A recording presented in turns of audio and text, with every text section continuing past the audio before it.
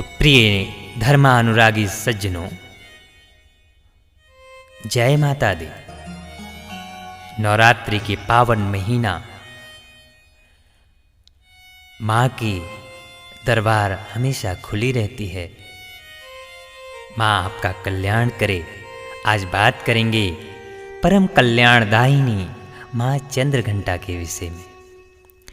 माँ दुर्गा के 9 अवतारों में से एक अवतार चंद्रघंटा का है, जिनकी पूजा नवरात्रि के तीसरे दिन की जाती है। माँ चंद्रघंटा को चंद्रखंड, चंडिका और रणचंडी के नाम से भी जाना जाता है।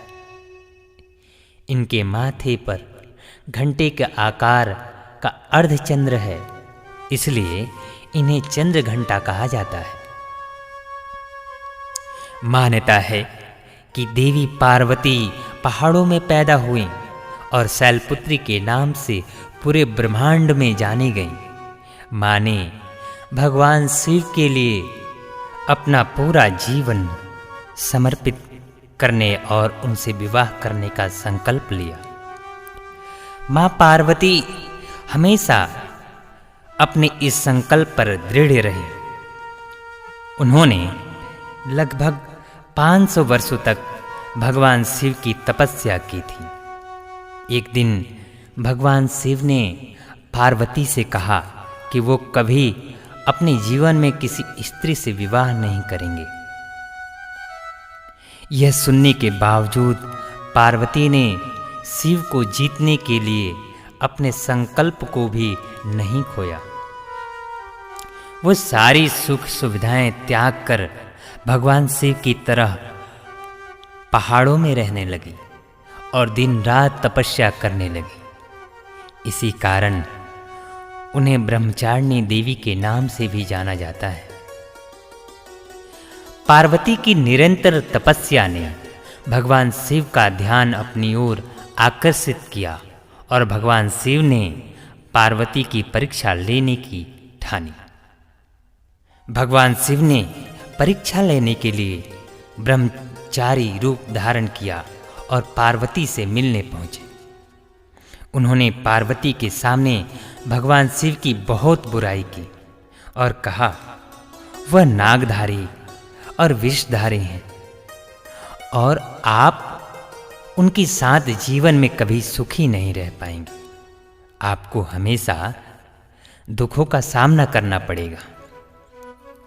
लेकिन माँ पार्वती उनकी एक न सुनी और क्रोधित हो गई। उनके क्रोध को शांत करने के लिए भगवान शिव अपने असली रूप में आए और उनकी तपस्या से खुश होकर पार्वती को पत्नी के रूप में स्वीकार कर लिया। लेकिन पार्वती ने शिव से उनके घर आकर पूरी विधि विधान के साथ विवाह का आग्रह किया। जिसके कुछ समय बाद जब भगवान शिव और पार्वती के विवाह का समय आया तो भगवान शिव कुछ ऐसी बारात लेकर पहुंचे जिसमें भूत, तपस्वी, ऋषि और अघोरी शामिल थे। सबसे अचंभित करने वाली बात तो यह थी कि भगवान शिव के गलों फूलों की जगह सांपों की माला थी। इसके अलावा भगवान शिव के शरीर पर वस्त्रों की जगह राख लिपटी हुई थी।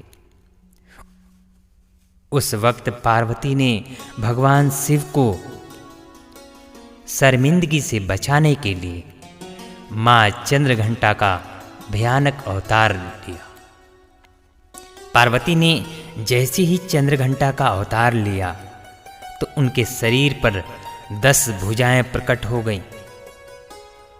उनके 4 दाहिने हाथों में कमल का फूल, तीर, धनुष और जपमाला थी और 5वें दाहिने हाथ में अभय मंडल थी।